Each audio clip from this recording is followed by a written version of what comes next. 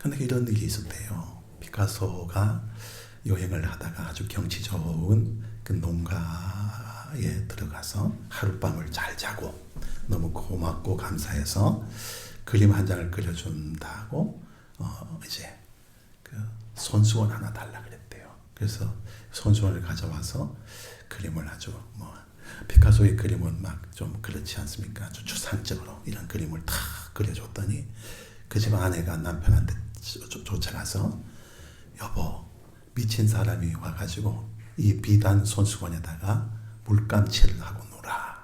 그렇게 얘기를 했대요. 그러니까 세 개의 거장인데 한 장이 그 가치는 말로 표현할 수 없는데 그 가치를 모르면은 아무 소용없는 거예요. 여러분, 우리가 이렇게 복음을 전하잖아요. 복음을 전하는데 그 복음에 대해 가치를 모르는 사람은 정말 우리들은 미친 사람 취급하고 또 우리가 전하는 복음을 그냥 하찮게 여기고 말아요. 그러나 그것은 가치로 형용할 수 없는 거예요. 그게 복음이잖아요. 복음이 뭐예요? 예수 그리스도께서 나를 위해 십자가에 죽으시고 다시 부활하셨다. 이게 복음인 거예요. 이 세계, 이 지구상에서는 수많은 그런 종교들이 있는데 그 종교 가운데 부활절을 지키는 종교는 우리 기독교밖에 없잖아요. 왜냐하면은 그 많은 그 종교들을 창시한 그 교주들, 창시자들, 이런 사람들은 전부 죽어가지고 무덤에 묻혀 있어요. 그리고 그 무덤을 아주 잘 꾸며가지고 웅장하게 만들어요. 그리고는 무덤을 자랑합니다. 이슬람이 그렇잖아요. 메카를 자랑하잖아요. 그러나 우리 기독교는 빈 무덤을 자랑합니다. 빈 무덤을 자랑하죠. 무덤 비어 있는 것을 우리가 자랑하는 것이 바로 우리가 믿는 기독교란 말이죠. 그 죽음에서 부활하신 예수 그리스도 그분께서 부활하셔서 우리 인생들에게 주신 선물이 여러분 무엇일까요? 오늘 이 부활절에 주님께서 부활하심으로 인하여 우리에게 주신 영원한 선물, 그것을 우리가 한번 살펴보도록 합니다. 네 가지인데 첫째가 바로 영생을 주셨죠. 영생. 예수님께서 말씀하셨다. 요한복음 11장 25절에 보면은 나는 부활이요 생명이니 나를 믿는 자는 죽어도 살겠고 살아서 믿는 자는 영원히 죽지 아니하리라 그러셨죠. 부활하신 주님께서 우리에게 뭘 주십니까?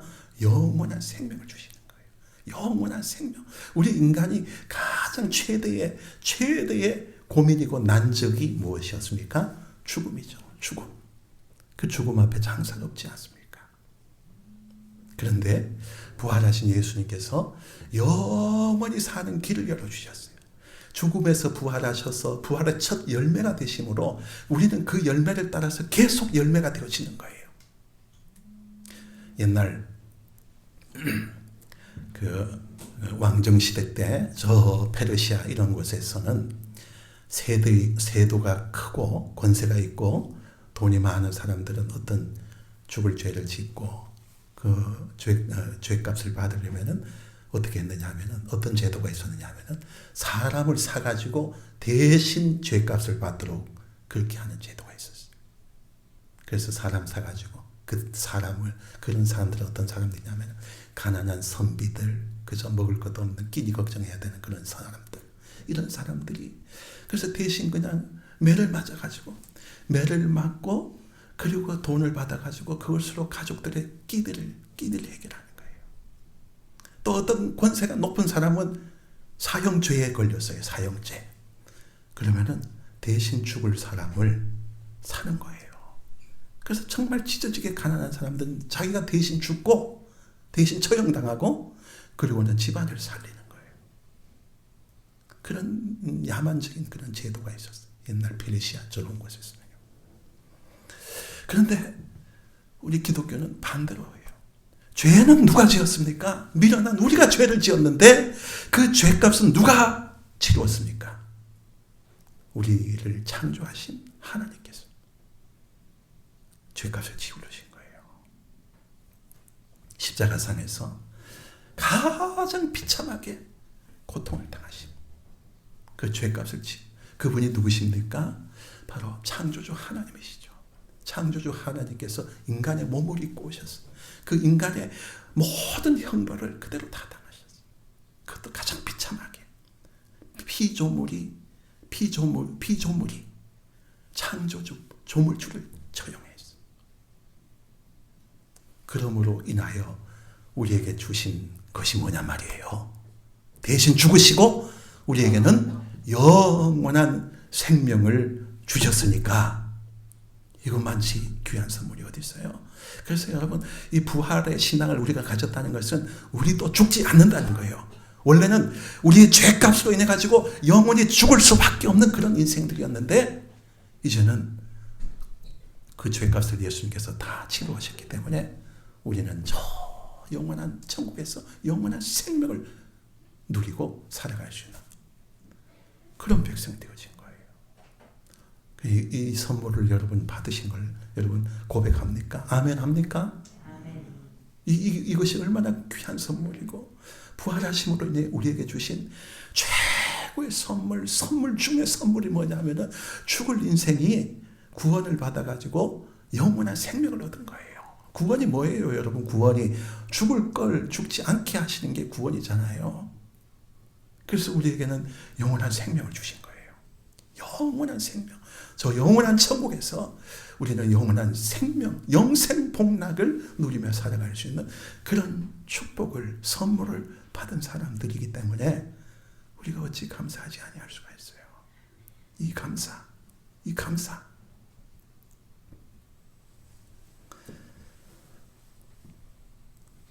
그래서 우리는 이런 귀한 선물을 받았어요. 영원한 생명. 이것 하나만 우리가 묵상해도 오늘 다 얻은 거예요. 그러나 부활하신 예수님께서 또 선물을 주셨는데 두 번째로 주신 것은 바로 평강의 선물을 주셨죠. 오늘 말씀해 보시면은 뭐라고 기록되어져 있습니까? 예수께서 십자가에 못 박혀 죽으신 사실을 목격한 제자들이 어떻게 했다 그랬어요? 전부 다 두려웠어요. 그 시대에 예수님을 처형한 사람들이 누구였습니까? 그 사람들은 유대 교권주의자들이었어요. 로마의 황제의 명령을 받은 로마의 권력이었어요. 그래서 만약에 예수님께서 잡혀 처형을 당하셨는데 그런데 우리도 그렇게 잡혀서 죽을지 않을까?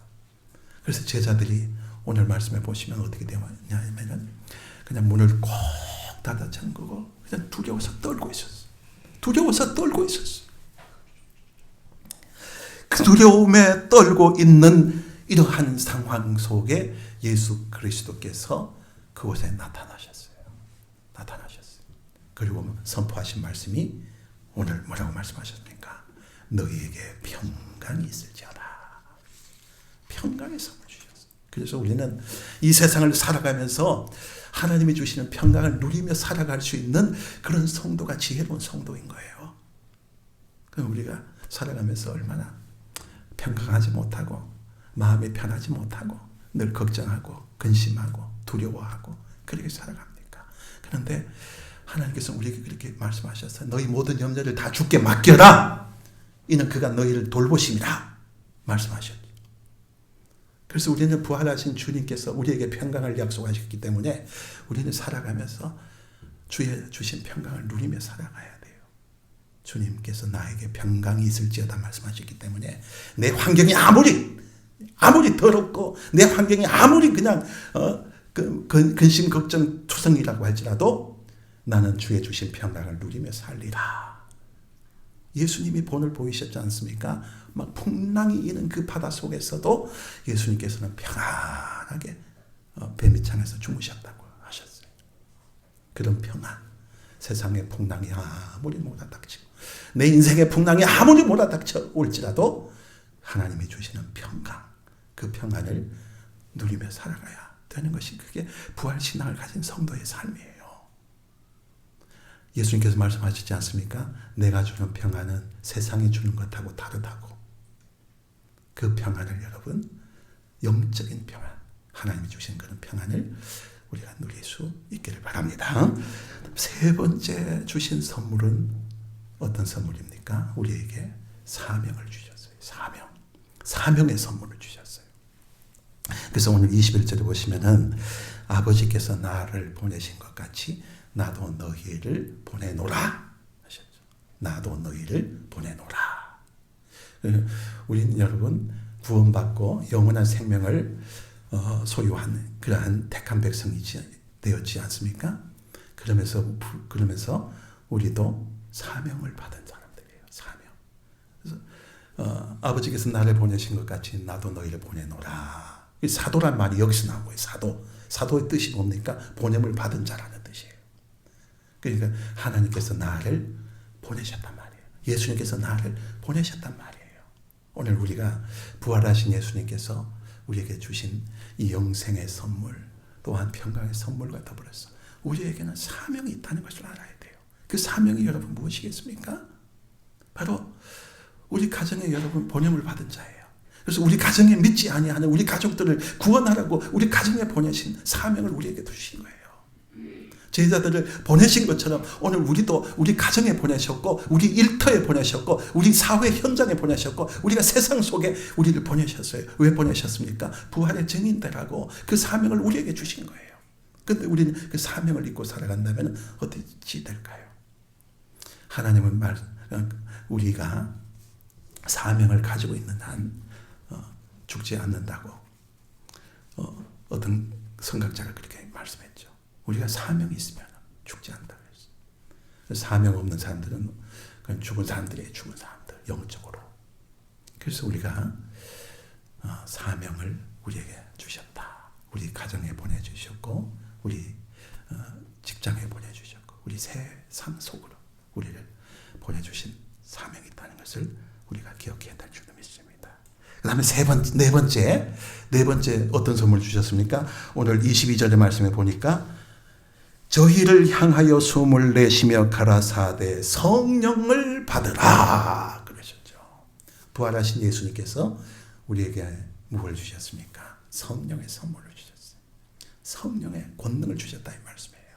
그래서 우리는 예수 그리스도를 고백하고 예수 그리스도를 나의 구주로 고백하게 되어지면은 성령님께서 우리 속에 오시죠. 우리 마음의 성전에 오시죠. 성령님을 환영하고 성령님을 모셔드리고 성령님의 권능을 따라서 우리가 세상을 살아갈 수 있습니다. 여러분 만약에 성령이 떠나가게 되어지면 어떻게 될까요? 가장 가치 없는 인생, 불쌍한 인생이 성령이 떠나간 인생이에요. 누가 그걸 경험했습니까? 다윗이 그것을 경험했어요. 그래서 다윗이 그 성군이었지만은 일생일대 범죄를 저질렀죠. 실수를 했죠. 우리아의 아내 바세바를 범한 죄를 저질렀죠. 그리고 나서 다윗이 기도한 내용을 보게 되어지면 가장 두려워했던 것이 여러분 무엇인 줄 아십니까? 나에게서 성령이 떠나가는 것을 가장 두려워했어요. 그래서 내가 주께 구하옵나니 내가 여호와께 구하옵나니 나에게서 하나님의 영을 거두지 마옵소서. 그걸 가장 두려워했어요. 왜 그런 줄 아십니까? 자기가 목도를 했어요. 자기가 경험을 했어요. 자기 바로 전에 왕이었던 사울 왕이 처음에는 하나님의 영이 임한 사람이라 그랬죠. 인물도 준수하고 그런 사람이었어요. 그런 괜찮은 사람이었어요. 그런데 어느 날 성령이 떠나가기 시작했어요. 왜 떠나갔지요? 그냥 시기 질투 때문에 떠나갔죠. 다윗에 대한 시기 질투 때문에 성령이 떠나가고 나니까 어떻게 됩니까? 막판에는 어디를 찾아갔습니까? 신접한 무당을 찾아갔다 그랬죠. 신접한 여인을 찾아가가지고 정사를 의논해야 될 그런 정도로 타락해버리고 말았어요. 그럴 때 어떻게 되어졌습니까? 하나님의 영이 사울에게서 떠난지라. 그러고 나서 여러분 사울왕은 가장 비참하게 죽음을 당했어요. 전쟁터에 나가서 가장 비참하게 죽음을 당했어요. 자기 스스로 자결 했잖아요. 나보고 좀 찔러 죽여달라 했는데 어떻게 왕을 죽입니까? 그리고 자기를 죽이는 사람이 없어요. 자기 스스로 자결을 했어요. 그래서 죽음을 당했어요. 왜요? 하나님의 영이 떠나가 버리니까 그렇게 된 거예요. 그래서 우리는 하나님의 영이 우리 속에 항상 거하시도록 우리는 늘 기도하고 환영하고 기뻐하고 감사하고 그렇게 살아가야 돼요. 여러분 사도행전에 보면은 예수님의 제자들이 예수님의 제자들이 저번에도 한번 말씀드렸지 않습니까? 3년 동안 따라다니면서 예수님의 제자들이 하나님의 말씀을 얼마나 많이 들었어요. 말씀을 그렇게 가장 가까운 데서 지금 거리에서 예수님의 말씀을 가장 가까이서 들었어요. 그랬던 제자들이었지만은 십자가 앞에서는 다 도망가려고 버리고 말았어요. 다 도망가려고 버리고 말았어요. 그 말씀으로 충만한 사람들이었지만은 그러나 십자가 앞에서는 다 도망가 버리고 말았어요. 그런데 오순절 마가의 다락방에서 성령의 강림절, 성령께서 불의 혀같이 한 사람 한 사람 머리 위에 임하게 되어졌을 때 그들은 어떻게 되었습니까? 그들은 이제 죽음이 두렵지 않았어요. 그래서 그 복음을 들고 세계 만방으로 다 들어갔어요. 그래서 거의 모든 제자들이 다 순교를 당했어요. 그 복음을 위해 가지고 죽음을 불사했다는 거예요. 어떻게 그렇게 될까요? 오순절 마가의 다락방에서 성령의 충만함을 받았기에 그렇게 된 거예요. 그래서 성령 충만 받지 않으면 여러분 아무 소용없습니다. 성령의 권능이 우리 속에 있지 아니하면 아무 소용없습니다. 아무것도 할 수 없습니다. 우리는 하나님의 백성 될 수도 없고 구원의 백성 될 수도 없고 하나님의 자녀도 될 수 없어요. 그래서 우리는 성령의 충만함을 받아야 돼요. 그래서 제자들이 나가서 복음을 외칠 때 어떻게 일이 일어났습니까? 손을 얹어서 기도를 하면은 병든 자들이 일어난다고 했습니다. 말씀을 선포했을 때 하루에 막 3,000명, 5,000명이 회개하고 하나님 전으로 달려나왔다고 그랬어요. 이것이 바로 성령의 권능인 거예요. 오늘 여러분 우리도 세상적인 그런 힘을 그걸 추구하지 말고 하나님의 권능, 성령의 권능을 붙잡고 살아가죠.